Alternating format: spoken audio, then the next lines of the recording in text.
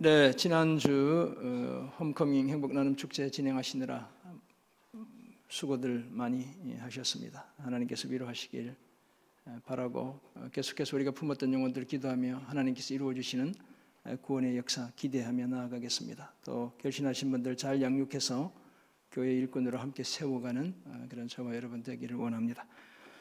오늘 우리가 피해야 할 자기사랑이라는 제목으로 함께 말씀 나누겠습니다.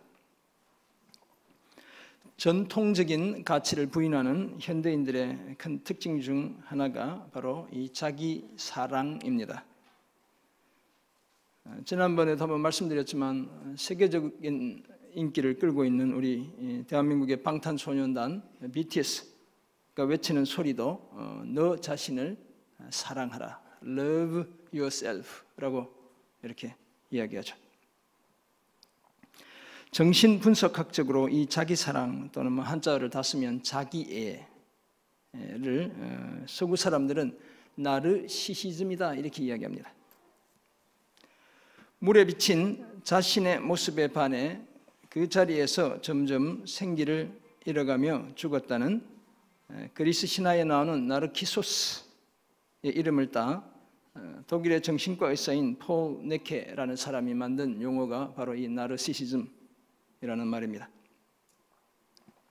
이 자기사랑의 대표적인 증상으로 자신의 외모와 능력이 지나치게 뛰어나다고 여기는 것입니다. 거기에 더해 자신을 다른 그 어떤 대상보다 더 사랑하는 사랑의 자기중심성을 드러내기도 하는 것이죠. 대부분의 청소년들이 자기 정체성을 형성하는 동안 거쳐가는 하나의 과정이기도 하지만 정신분석학에서는 인격적인 장애 증상으로 간주하기도 하는 것입니다. 그런데 어떤 의미에서 이 자기사랑은 사랑의 제3계명에 해당합니다. 마음과 뜻과 힘을 다해 하나님을 사랑하는 것, 이것이 사랑의 제1계명이라면 이웃을 나 자신처럼 내 몸처럼 사랑하는 것, 이것이 바로 사랑의 제2계명이죠. 그리고 너 자신을 사랑하는 자기사랑은, 나 자신을 사랑하는 이 자기사랑은 사랑의 제3계명에 해당한다는 것입니다. 문제는 사랑의 제3계명인 자기사랑, 곧 너 자신을 사랑하라는 이 말이 성경엔 전혀 등장하지 않는다는 점입니다. 왜냐하면 태생적으로 우리 인간은 너무나 자기를 사랑하기 때문에 그런 것이죠. 많은 경우 오히려 자신을 너무 사랑해서 문제가 되는 것입니다. 그런데도 세상은 지금의 자기 사랑으로는 부족하다며 자신을 더 사랑해야 한다고 노래합니다. 지금보다 훨씬 더 많이, 훨씬 더 충분히 너 자신을 사랑하라고 노래하죠. 물론 지나치게 낮은 자존감 속에 살아가는 사람들의 입장에서 보면 수긍이 가는 측면도 적지 않습니다.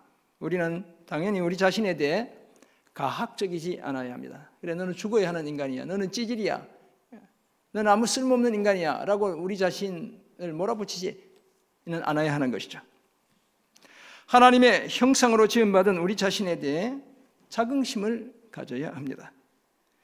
하나님이 받아주신 내 모습 이대로 나도 나를 받아주는 자기 긍정도 여전히 필요하죠.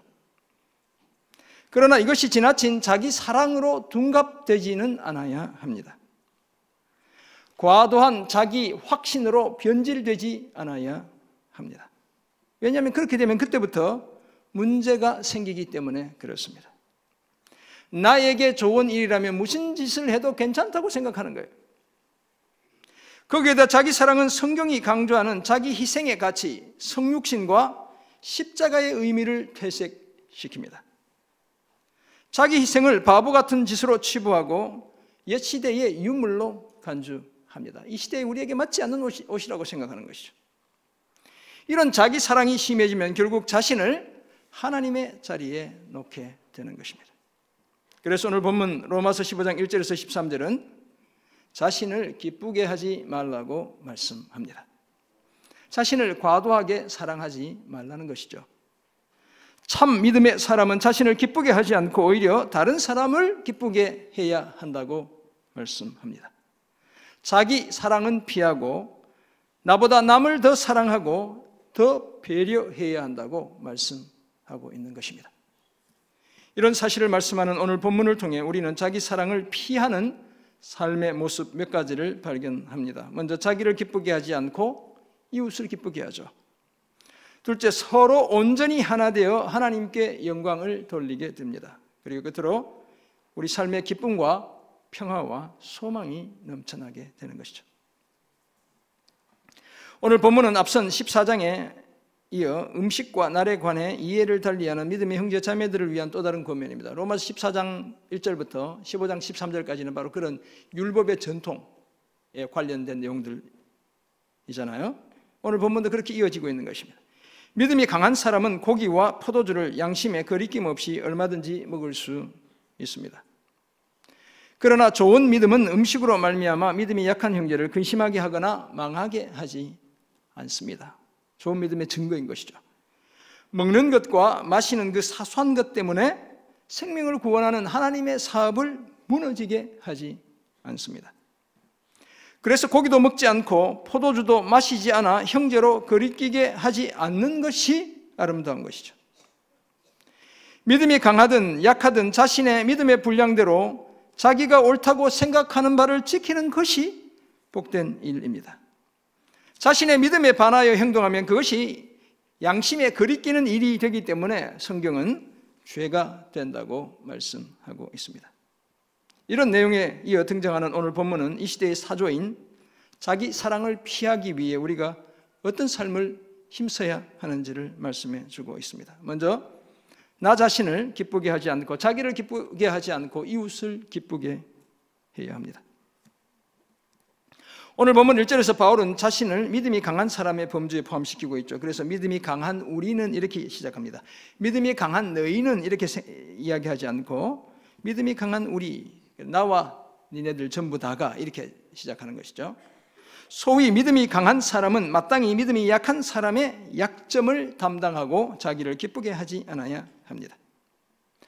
만약 믿음이 약한 사람이 고기를 먹지 못한다면 고기 먹는 일을 잠시 보류해야 합니다.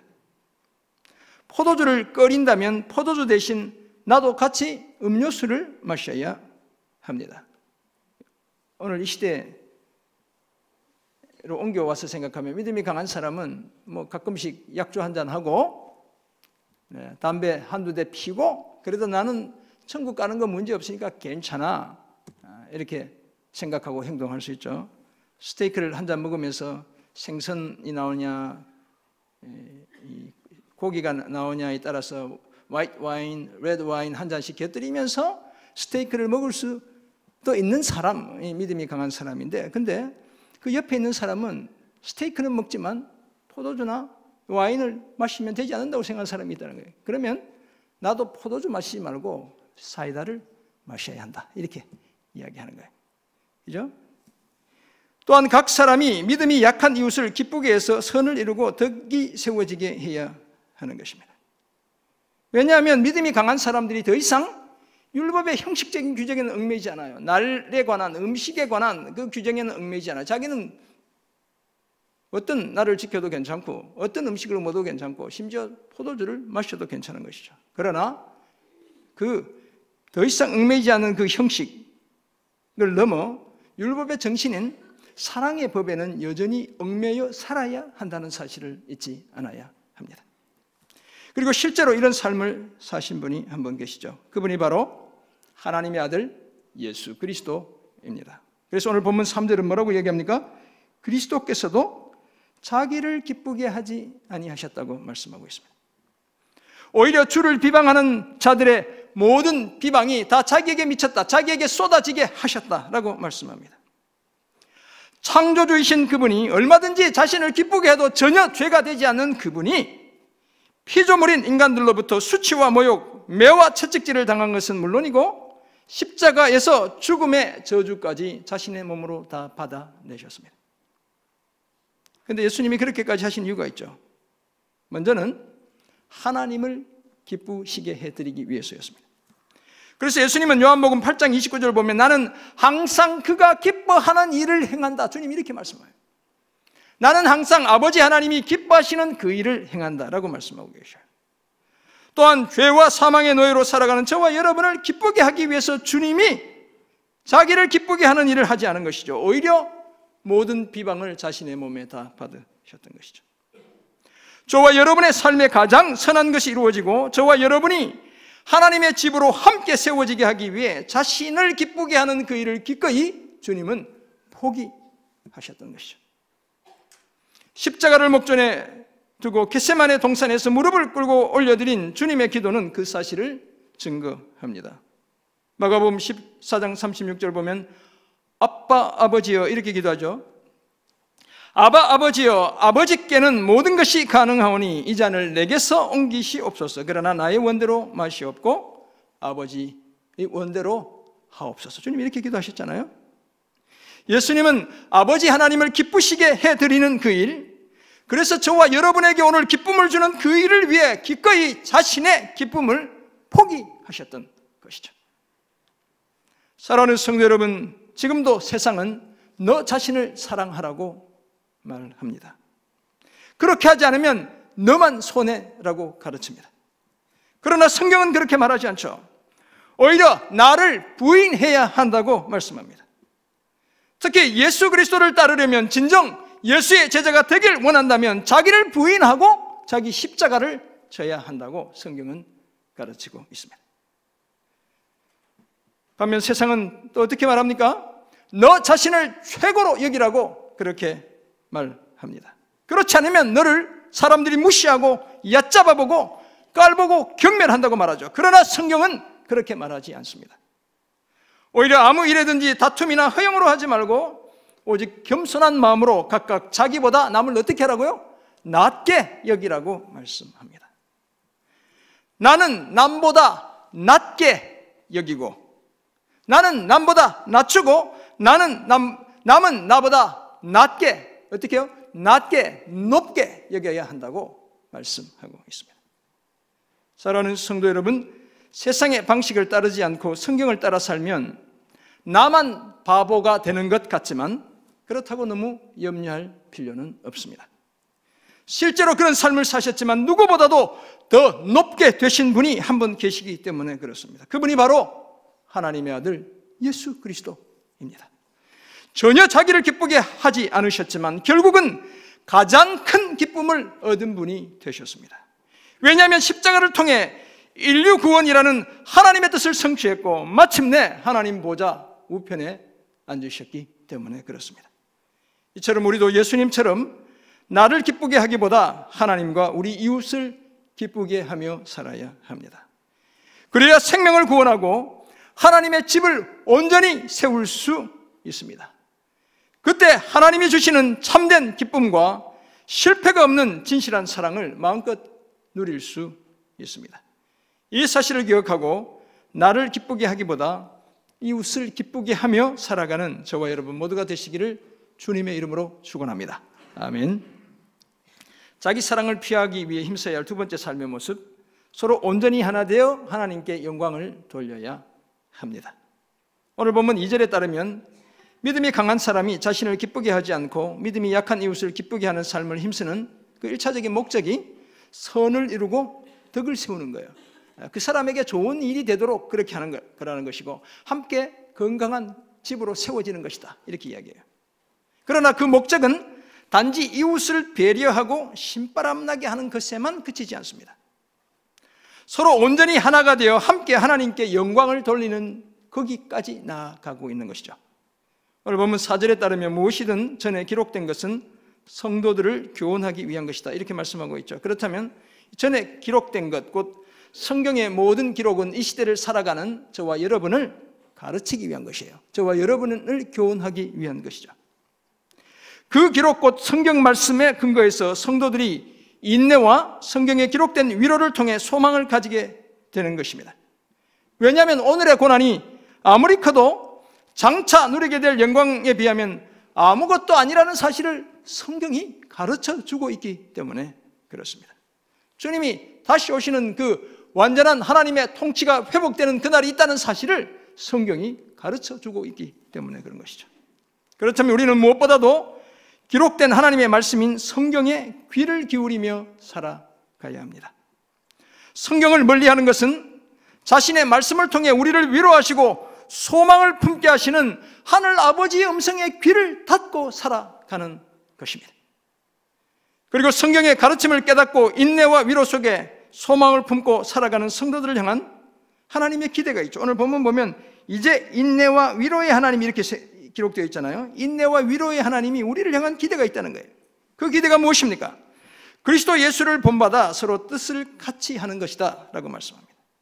뿐만 아니라 한 마음과 한 입으로 하나님 곧 우리 주 예수 그리스도의 아버지께 영광을 돌려드리는 것이라고 말씀합니다.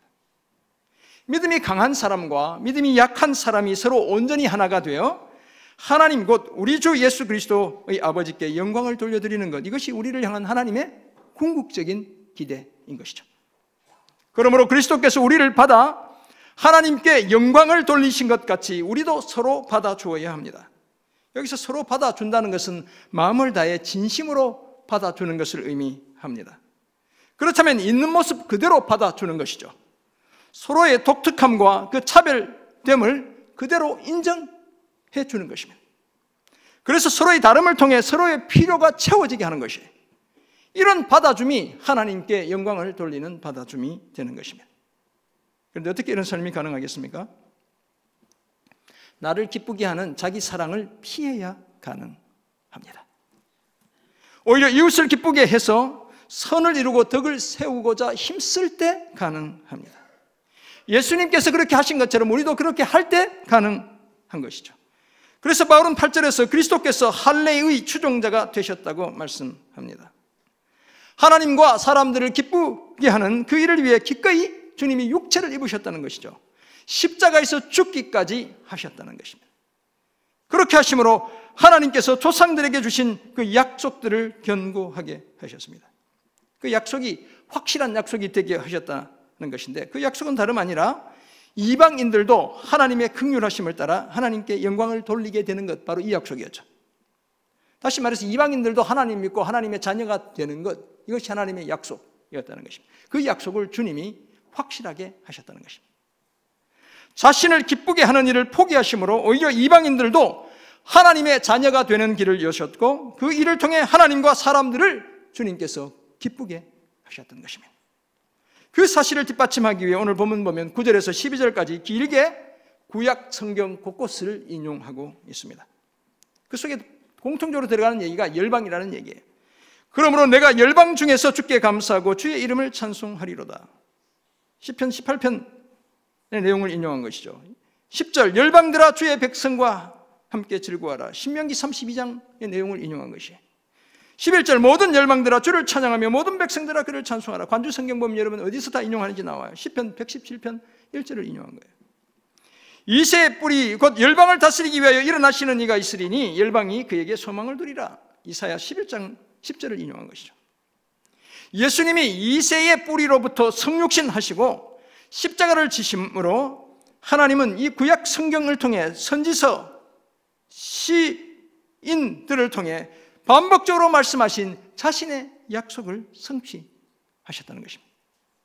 모든 열방을 다 자기 백성으로 받아 주셨음을 증거하고 있습니다. 그래서 민족과 혈통을 넘어 믿음의 형제 자매들이 서로 받아주는 그 길을 주님이 여셨다는 거예요. 사랑하는 성도 여러분, 그러므로 우리도 서로 받아주어야 합니다. 그것도 진심으로 받아주어야 합니다. 그래서 귀찮으니까 내가 양보할게, 이 정도로는 부족합니다. 죄로 인해 죽을 수밖에 없는 우리를, 아무 쓸모없는 우리를 있는 모습 그대로 받아주신 예수님처럼 우리도 서로 받아줘야 합니다. 주님이 우리를 받아주실 때 너 이런 모습 다 고치고 와. 그러면 내가 받아줄게. 너 오늘 이 정도로는 안 돼. 다음에 다시 와. 내가 받아줄게. 이렇게 얘기하신 적이 없어요. 있는 모습 그대로 받아주신 것이죠. 그리고 우리를 빚어가시는 거예요. 마찬가지로 우리도 서로를 있는 모습 그대로 받아주어야 합니다. 저와 여러분을 받아주시기 위해 창조주이신 그분이 인간의 몸을 입고 할례의 추종자가 되셨다는 그 사실을 기억해야 합니다. 사랑하는 성도 여러분, 강한 믿음은 결코 자랑하라고 주신 것이 아닙니다. 누굴 판단하라고 주신 것도 아니죠. 더 잘 섬기라고 주신 것입니다. 더 낮아지기 위한 것이죠. 나는 낮게 여기고 내 이웃은 더 낮게 여기라고 우리에게 강한 믿음을 좋은 믿음을 주신 것입니다. 이 사실을 기억하고 자기 사랑은 피하고 서로 온전히 하나 되어 함께 하나님께 영광을 돌리는 저와 여러분 모두가 되시기를 주님의 이름으로 축원합니다. 아멘. 자기 사랑을 피하기 위해 힘써야 할 마지막 삶의 모습, 기쁨과 평화와 소망이 넘쳐나게 해야 합니다. 오늘 본문에는 소망이라는 말이 4절과 12절, 13절에 계속해서 등장하고 있습니다. 4절에서는 우리를 교훈하기 위해 기록된 성경 말씀이 우리로 하여금 인내와 위로를 통해 소망을 가지게 한다, 이렇게 말씀하고 있죠. 12절로 가면 이새의 뿌리 곧 열방을 다스리기 위해 일어나시는 이가 있는데 열방이 그에게 소망을 두게 된다라고 말씀합니다. 여기서 열방을 다스리기 위해 일어나는 이가 누굽니까? 앞에서 잠깐 말씀드렸지만 바로 예수님을 가리키는 거예요. 예수님께 온 열방이 소망을 두게 된다는 것이, 왜냐하면 예수님만이 하나님께 이르는 유일한 길이요 진리요 생명이기 때문에 그렇죠. 그리고 13절이 이어지고 있습니다. 여기서는 하나님의 별명이 뭡니까? 하나님이 어떤 하나님이라고 이야기하고 있죠? 소망의 하나님이라는 거예요. 모든 소망의 원천이시자 소망의 대상이 되시는 분이라는 것이죠. 따라서 우리의 모든 소망은 아버지 하나님과 아들 예수 그리스도 안에 있습니다. 왜냐하면 모든 것이 다 하나님의 손 안에 있고 하나님은 그 어떤 일도 포기하시거나 실패하시지 않기 때문에 그렇습니다. 그래서 하나님은 마땅히 우리의 소망의 이유가 되시는 분입니다. 더구나 그 소망의 하나님은 모든 기쁨을 믿음 안에서 충만하게 하시는 분이죠. 그리고 이 기쁨은 사람들의 가슴마다 평화를 심어주는 기쁨입니다.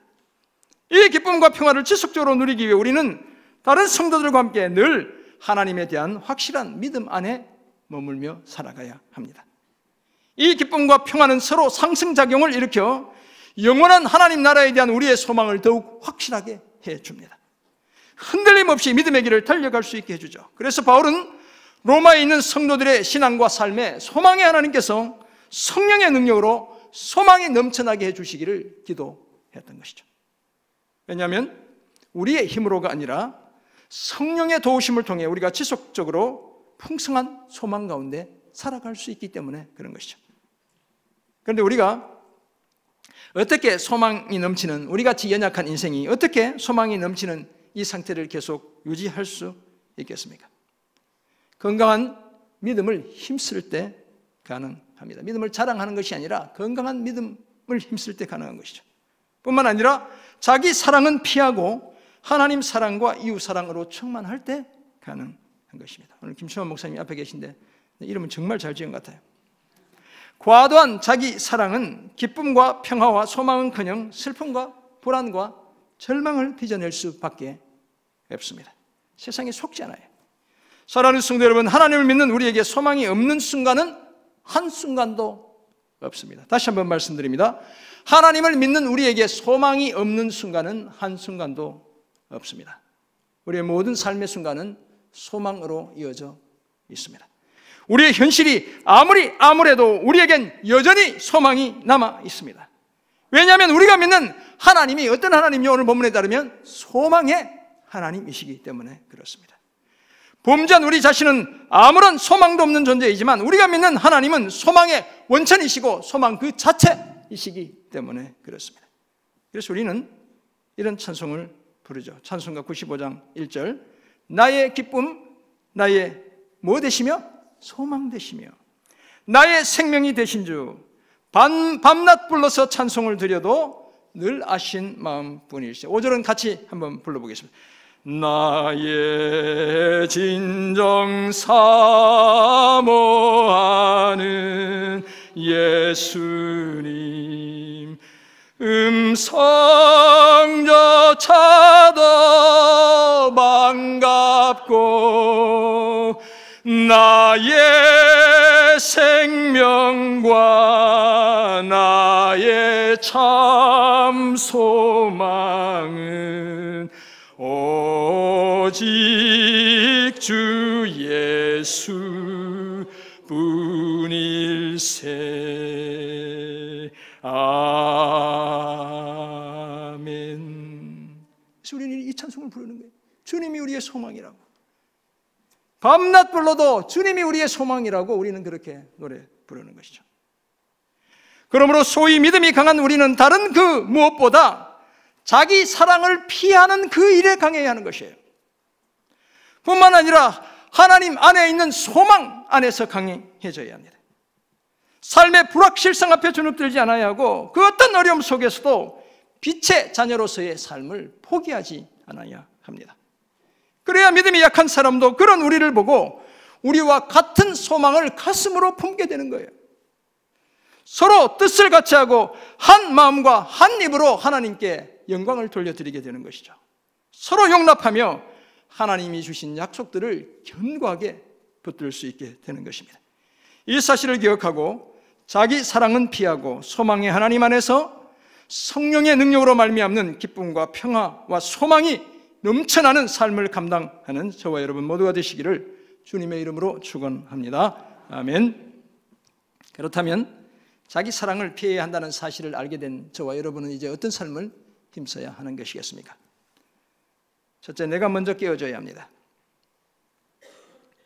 형제를 기쁘게 하기 위해서는 나를 기쁘게 하는 그 일을 포기해야 되죠.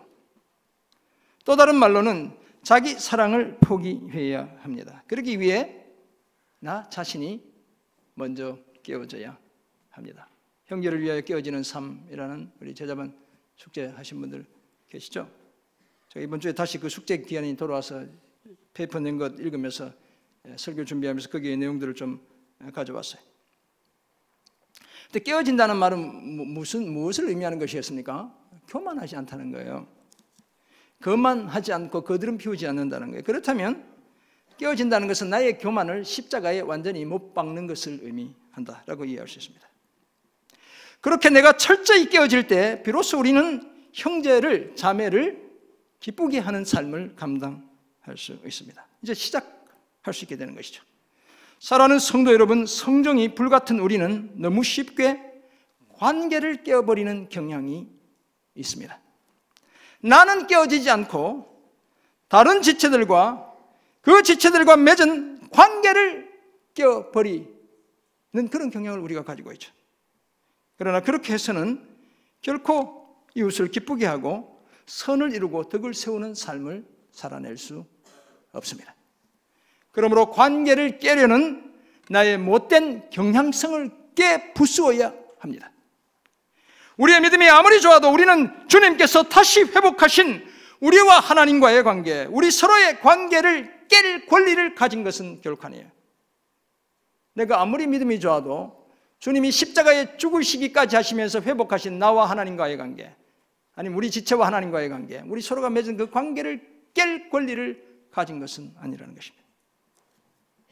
오히려 그 관계를 더욱 견고하게 할 거룩한 책임을 지게 된 것이죠. 그렇다면 그 관계를 더 확실하게 하기 위해 어떻게 해야 돼요? 내가 깨어져야 하는 거예요. 내가 깨뜨려져야 하는 것이죠. 그래야 형제 자매를 기쁘게 하고 선을 행하고 덕을 세울 수 있습니다.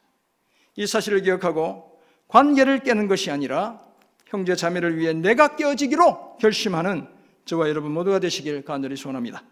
아멘. 아멘 하셨죠? 네. 함께 깨어지는 연습하는 저와 여러분 되기 원합니다. 둘째, 다른 사람의 약점을 내가 담당해야 합니다.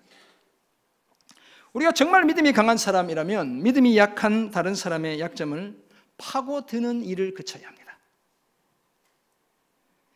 그런 일에 쾌감을 느끼는 나의 못된, 잘못된 경향성을 그쳐야 합니다. 오히려 그 약점을 내가 담당해야 하는 것이죠. 함부로 판단하지 말고 믿음이 좋다고 믿음이 약한 사람이라고 여기고 함부로 판단하지 않아야 하는 것이죠. 그 약점을 내가 감당해야 합니다. 정말 마음에 들지 않는 일도 오죽하면 그럴 수밖에 없었을까라고 생각해야 되죠. 살아오며 우리는 무수히 지적질을 받아왔습니다. 그래서 우리는 지적질하는 일에도 익숙해져 있습니다. 그러나 지적질이 사람을 변화시키는 것이 결코 아니라는 사실을 우리는 너무너무 잘 알고 있어요. 자녀들 지적질해서 여러분 변화되는 자녀들 봤습니까? 변한 척만 하는 거예요. 그렇잖아요. 물론 정말 긴급하게 필요하다면 우리는 그 잘못들에 대해 적당하게 지적질을 하기도 해야 합니다. 그러나 정말 그렇게까지 필요한 것이 아니라면 그 답답함을 당장이라도 말해주고 싶고 뭔가 보여주고 싶은데 그 답답함을 내가 짊어져야 합니다. 한눈에도 빤히 보이는 그 약점을 내가 담당해야 합니다. 그런데 어떻게 그렇게 할 수 있을까요? 앞에서도 말씀드렸지만 불같은 성정을 가진 연약한 우리가 사실 그렇게 하긴 불가능해요. 어떻게 가능하겠습니까? 다만 자기를 기쁘게 하는 일을 완전히 포기하신 예수님을 기억하면 그때부터 가능해지는 거예요. 하나님의 진실하심을 위해 할례의 최종자가 되신 하나님의 말씀이 진짜라는 사실을 보여주기 위해 인간의 몸을 입고 이 땅에 오신 십자가를 지신 그분을 기억하면 가능해지는 거예요. 왜냐하면 그 사실을 기억하는 우리를 하나님께서 성령의 능력으로 이웃을 기쁘게 하는 사람으로 빚어 주시기 때문에 그런 것이죠. 이 사실을 기억하고 지체의 약점들을 파고들기보다 오히려 그 약점을 내가 담당하기로 다짐하는 그런 저와 여러분 모두가 되시기를 간절히 소원합니다. 아멘. 우간다 출신의 목사님인 케파 셈판기, 이름도 이상하죠? 케파 셈판기 라는 목사님이 형제를 위하여 깨어지는 삶이라는 소책자에서 이렇게 말씀하고 계셔요. 이 작은 책자인데 여러분 얼마 하지도 않아요. 1200원밖에 안 하니까 집에 가서 신청해서 하나씩 사서 읽어보셔요. 제가 저 출판사에 소속된 건 아닙니다. 이렇게 얘기해요. 예수 그리스도께서 십자가에서 희생당하신 것은 우리의 개인적 경건을 위한 것이 아니다, 이렇게 말해요. 주님이 십자가에 죽임당하신 것, 저와 여러분이 그저 혼자서 경건한 삶을 잘 살도록 하기 위해 그런 게 아니라는 거예요. 물론 그런 측면도 있죠. 그것이 전부가 아니라는 거예요. 그에 따르면 그리스도께서 자신의 목숨이라는 그토록 막대한 값을 치르신 것은 우리와 하나님과의 관계, 그리고 우리와 우리 이웃과의 관계를 위해 그렇게 하셨다는 거예요. 따라서 그 관계들이 망쳐졌을 때 우리의 경건은 오히려 하나님 앞에 가증한 것이 되고 만다, 이렇게 말합니다. 그러므로 깨어진 그 관계를 회복하기 위해서는 어떻게 해야 돼요? 내가 깨어져야 하는 거예요.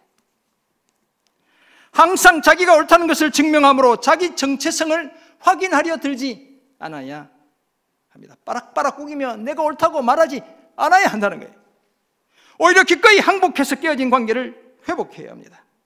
만약 우리가 깨어지지 않는다면 우리 자신은 하나님께 아무 쓸모가 없을 뿐만 아니라 우리가 속해 있는 공동체에서도 아무 쓸모가 없는 존재가 되고 만다고 그렇게 말하고 있어요, 여러분. 그래서 우리는 공동체를 위해 내가 깨어져야 하고 또한 공동체가 나를 깨뜨리도록 내 자신을 내맡겨야 하는 것입니다. 정말 건강한 공동체를 세우기 원한다면, 그리스도 안에서 참된 관계를 세우기 원한다면, 사도 바울이 로마서에 이렇게 길게 편지를 적는 이유가 뭐예요? 교회를 건강하게 세우기 위한 것이죠. 정말 우리가 그런 것들을 소원한다면 우리는 자기 사랑을 기꺼이 포기해야 합니다. 여러분의 꿈이 정말 이 땅에, 이 화서동에 주님이 기뻐하는 정말 건강한 공동체를 세우기 원한다면 자기 사랑을 포기해야 하는 거예요. 나를 기쁘게 하는 일을 포기하고 하나님과 이웃을 기쁘게 하는 그 일을 시작해야 하는 것이죠. 이 책은 결론적으로 하나님은 우리의 명성과 성공적인 봉사를 원하시지 않고 우리 자신을 원하신다, 이렇게 말해요. 겸손한 마음을 원하시고 신실한 신자들의 공동체를 원하시며 형제를 위해 진정으로 깨어지는 그 사람을 하나님이 원하신다라며 결론을 맺고 있어요. 그렇다면 하나님은 형제를 기쁘게 하기 위해 자기 사랑을 기꺼이 포기하는 그 사람을 원하시는 거예요.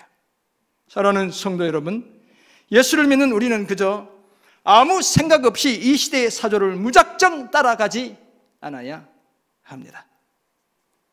아무리 인기가 하늘을 찌르고 아무리 많은 사람들이 거기에 동조하더라도 그것이 성경적인지 복음적인지 먼저 생각해야 합니다. 너 자신을 사랑하라, 황혼, 이혼, 이상한 세상에서 이야기하는 것들 우리가 동조하지 않아야 합니다. 주님 다시 오시는 그날까지 모든 시대는 계속해서 자기를 사랑하라고 가르치는 거예요. 황혼, 이혼이 늘어가는 이유가 뭐예요? 결국은 물론 남자들이 괴롭혀서 그런 때겠지만 결국은 나를 사랑하라고 가르치기 때문에 그런 거예요. 뭐 고생하면서 더 살 거 있냐고, 이제는 편하게 살라고. 근데 성경이 어디서 그런 얘기를 해요? 그렇지 않잖아요. 세상이 가르치는 거예요, 세상이. 주님 다시 오시는 그날까지 모든 시대는 저보고 황혼, 이혼 하지 말라고 이렇게 부탁하는 건 아닙니다. 당연히 그래야겠지만, 네. 주님 다시 오시는 그날까지 모든 시대는 계속해서 자기를 사랑하라고 노래하고 가르치는 거예요. 그렇지 않은 시대가 없어요, 여러분. 복음이 그렇지 않았기 때문에 세상을 변화시킨 거예요. 세상은 그렇게 살지 않으면 너만 바보, 너만 손해라고 이야기해요. 그러나 세상이 아무리 그렇게 말해도 우리는 세상에 속지 않아야 합니다. 우리는 여전히 우리 자신을 기쁘게 하기보다 하나님을 기쁘시게 하고 이웃을 기쁘게 하며 살아야 합니다. 과도한 자기 사랑은 철저하게 피해야 돼요. 여러분 자신을 너무 많이 사랑하지 마세요. 주님이 별로 싫어하세요. 하나님 사랑하고 이웃 사랑하는데 조금만 더 나눠주세요. 왜냐하면 그래야 우리가 서로 뜻을 같이 하고 한 마음과 한 입으로 아버지 하나님께 영광을 돌릴 수 있기 때문이죠. 그래야 우리가 함께 기쁨과 평화와 소망이 넘치는 삶을 살 수 있게 되기 때문에 그렇죠. 천국에서 결국 그런 삶을 살게 되는 거예요, 우리가. 그러므로 형제를 위해 내가 먼저 깨어져야 합니다. 나 때문에 공동체와 형제 자매가 깨어지지 않게 해야 합니다. 뿐만 아니라 지적질하기보다 형제 자매의 약점을 내가 담당해야 합니다. 먼저 그런 삶을 사신 예수님을 기억하고 우리도 그런 삶을 연습해야 합니다. 이런 복된 삶을 연습하며 살아가는 저와 여러분 모두가 되시기를 주님의 이름으로 축원합니다. 아멘. 함께 기도하겠습니다. 하나님 아버지, 오늘 우리에게 주신 귀한 말씀을 가슴으로 새기며 삶으로 실천해내기를 간절히 소원합니다. 자기 사랑 철저히 피하며 살아가는 우리 되게 도와 주옵소서. 나를 기쁘게 하기보다 이웃을 기쁘게 하고 하나님을 기쁘시게 해드리는 그 아름다운 삶을 감당해내는 주님의 자녀들 다 되게 도와 주옵소서. 그래서 주님, 우리 교회 정말 믿음 때문에, 사랑 때문에, 소망 때문에 소문나는 아름다운 공동체 되게 해 주옵소서. 감사드리며 살아계신 예수 그리스도의 이름으로 기도드립니다. 아멘.